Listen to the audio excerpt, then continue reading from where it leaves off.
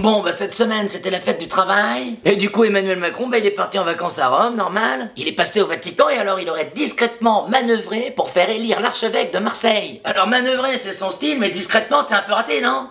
C'est dingue, hein? On a beau lui rappeler que l'église est séparée de l'État depuis 1905, c'est plus fort que lui. Dès qu'il peut caser un pote, il peut pas s'en empêcher. Et oui, Macron il rend un service et bim, il pense à ce que le copain pourra faire pour lui plus tard. Ah, c'est comme un réflexe. En l'occurrence, donner un coup de main à un futur pape, c'est malin. Parce que pour remonter dans les sondages, tu vas avoir besoin d'un miracle.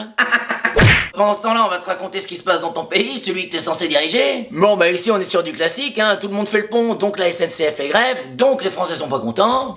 Bah oui, mais Manu, comment on en est arrivé là? Petit rappel, depuis 2020, la SNCF est une entreprise dont le seul actionnaire, c'est l'État. Ce qui en théorie est pas si mal, ça veut dire que la SNCF est soutenue par l'État. Mais finalement, les prix augmentent et les prestations se cassent la gueule, donc ça veut dire que ça fonctionne comme une entreprise privée et que l'État n'aide pas du tout la SNCF. Donc si je résume, l'État il veut le beurre, l'argent du beurre et des allers-retours Paris-Angoulême à 300 balles. Merde!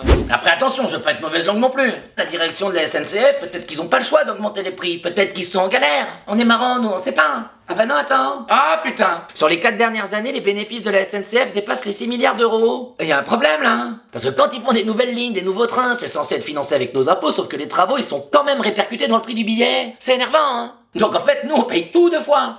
Bah ça fait quand même cher pour des trains en retard, des grèves pendant les vacances et du wifi qui marche pas, hein. Merde!